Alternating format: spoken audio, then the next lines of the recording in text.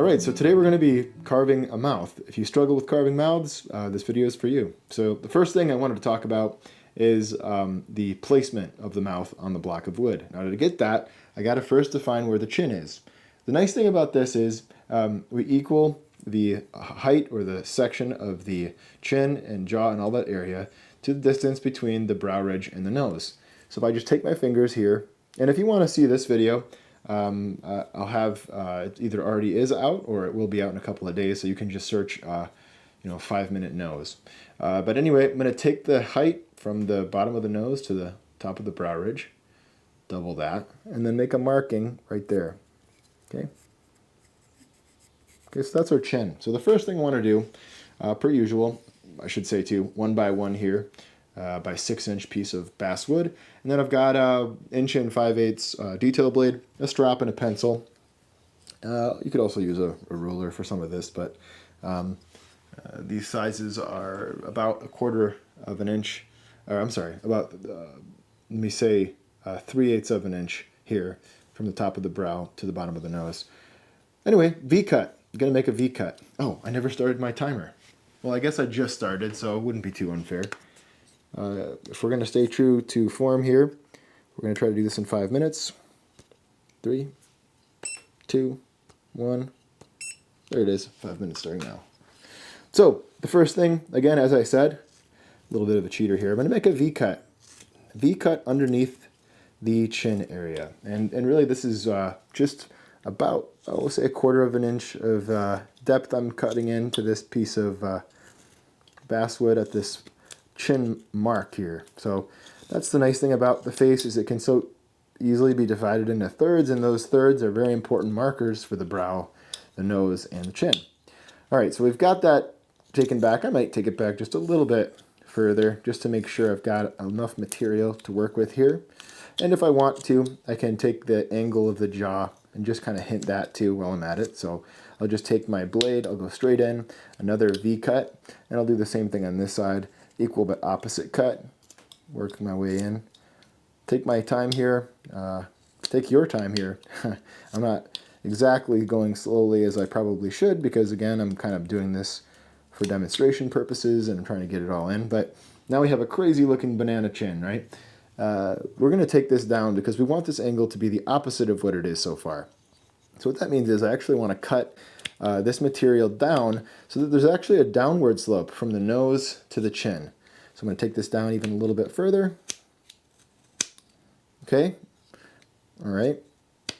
And then I'm going to do something very easy. Speaking of thirds, just divide from the bottom of the nose to the bottom of the chin into thirds again. But we love our thirds in the human face. Alright, so now I can come in with my knife and I can make a little V-cut. 2 equal but opposite little cuts here. Not deep ones, just some shallow little cuts to indicate the opening of the mouth. Nice, okay? Now we can do something else here. We can make a little V-cut for on this bottom line, this bottom third line.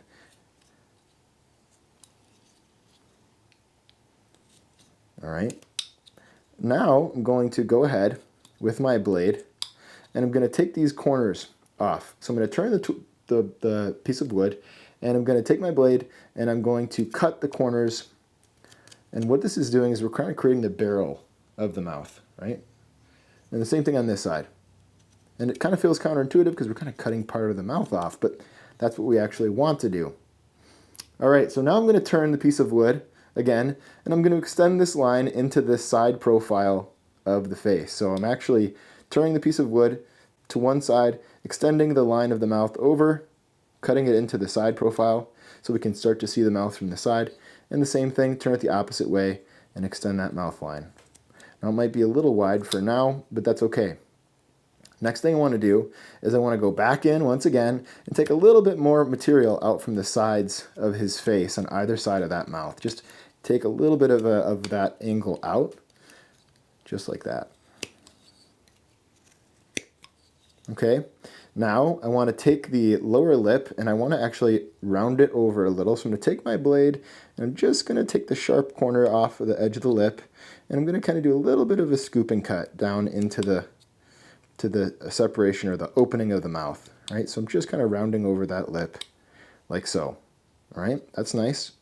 I'm gonna make a little stop cut underneath the lower lip, and I'm kind of making a semicircle, a half circle at this bottom third line here. So I'm gonna go extend that over on this side as well.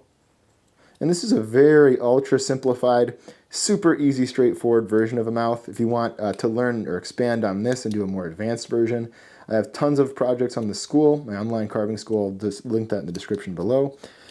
Tons of male, female, young and old types of projects there for folks trying to learn to carve the realistic face. Anyway, I'm going to take these lines now. These are called the nasolabial folds. I'm going to make a little V cut along the edges of these the mouth corners, right? And so this is just going to extend that over and tie this face into this mouth area. And now it doesn't need to be this sharp, and not everyone has as defined of the nasolabial folds, and we can actually soften these if for a younger person. But for our purposes, since we're probably already about to run out of time, but we've done quite a bit, we can just kind of define these as we are now. Okay, now if you really want to get fancy, you can go in with a little scoop above the lower lip, or upper lip rather. But what we're after here is a tier. We want the upper lip to sit out. There it is. And we pretty much did it. Upper lip to sit out further than the lower lip, and then the lower lip and the chin kind of tend to sit on a similar plane. Sometimes the chin is receding beneath the lower lip, sometimes it's on the same plane. But either way, that's a pretty good indication of the lips. Now we could go back in, take the corners of the lips, or the corners, this is called the vermilion cornice, where the lips kind of, the upper lip rather, comes to a point. So we could go in here and we can kind of form that a little bit and get fancier by rounding the material above the upper lip. But guys, that's about as far as I want to get today. If you want to, you can go in a little deeper. You can grab your knife. You can do a little scoop, little smile curve, up curve, right in the middle of the opening of the mouth, little tiny one. And that will make for a more definite, opening of the mouth. And I can go and extend that line over like so, just to get the mouth a little bit more open. But that's really the idea of setting up a really super simple, straightforward mouth. There's more to it than that, of course, but you want to be able to see that mouth from the side profile. And so, if we had more time, we'd probably take this lower lip down a little bit more, this corner, and as I'm kind of doing here a little bit. But this is really a great setup, a beginning setup for the lips, and I'm going to stop myself here before I get too carried away and turn this into a bigger thing than it is already. But anyway, thanks guys for tuning in. If you want to learn more about carving the realistic face in wood, say you're trying to expand your skills, there's just tons of information. Probably the best way to learn from me is through the online carving school. Lots of stuff here on YouTube as well, so you can check out the rest of the channel. And then the final plug, I have a book. If you want to check that out, I guess I should focus this. Carving book, Carving Faces in Wood. It's in the description here. Thanks to Fox Chapel for publishing it. So I'm grateful to have worked with them. Or should I say, you're welcome, Fox Chapel. All right, enough jokes. Bye, guys. Much love. God bless you. I think I already said take your vitamins, but if I didn't, take your vitamins. Bye.